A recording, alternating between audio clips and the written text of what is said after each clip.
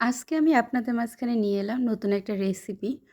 যেটা আমরা সচরাচর সবাই বাহিরে খেয়ে থাকি। রেস্টুরেন্টগুলোতে করে না। এটা মূলত হচ্ছে রাস্তার ধারে যে টঙগুলো আছে, ছোট, ছোট দোকান ওখানে আমি খেয়েছি।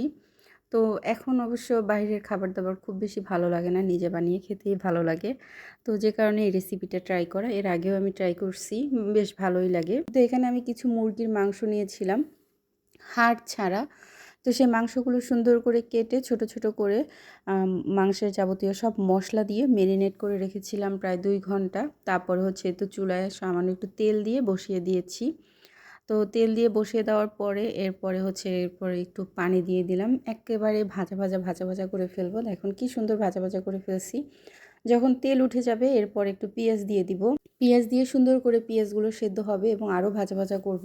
এটা যত ভাজবেন তেলের উপরে অত বেশি মজা লাগে। তো আমি খুব বেশি তেল পছন্দ করি না, যে কারণে আরও তেল দেই নাই। তেলটা স্বাস্থ্যের জন্য ক্ষতিকর, আমার ভালো লাগে না। তো আপনারা যারা, যারা তেল পছন্দ করেন আরেকটু তেল দিবেন।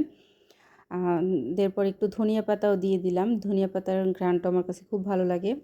এইভাবে আরও নেড়ে, নেড়ে তারপরে এটাকে উঠিয়ে ফেলবো।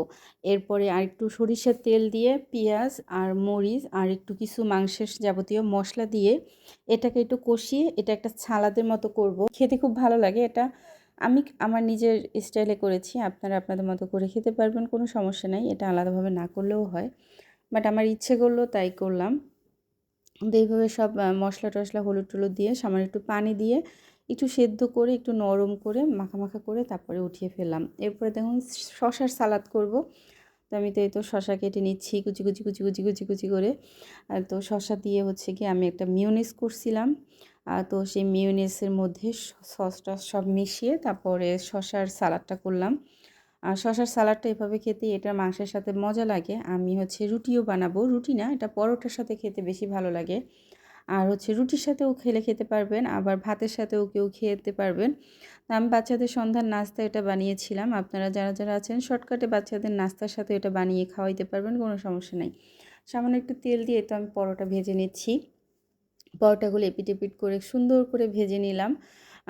খেতে বেশ মজা হয়েছে। আপনারা অবশ্যই বানিয়ে খাবেন। আমি অল্প তেলে পরোটা ভাজছি, খুব বেশি তেল দেই নাই।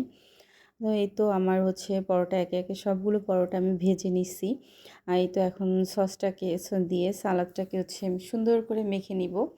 তো এরপরে হচ্ছে সুন্দর করে পরিবেশন করব। বাচ্চাদেরকে দিয়েছিলাম। বাচ্চারা খেতে খুব আর আর কি মজা পাইছে ওরা। খুব মজা করে খাইছে। তো আপনারা সবাই একটু বাসায় বানিয়ে দেখবেন। আসলেই খেতে খুব সুস্বাদু। বাইরের খাবার-দাবার যতটা সম্ভব এভয়েড করার চেষ্টা করবেন। বাইরে আনহাইজেনিক। আ নিজের মতো হাইজিন খাবার খাওয়াবেন বাচ্চাদেরকে। তাতে বাচ্চাদের শরীর স্বাস্থ্য ভালো থাকে। আমি খুব অল্প তেলে এটা রান্না করেছি। আপনারা সবাই বানিয়ে খাবেন অবশ্যই। আসসালামু আলাইকুম।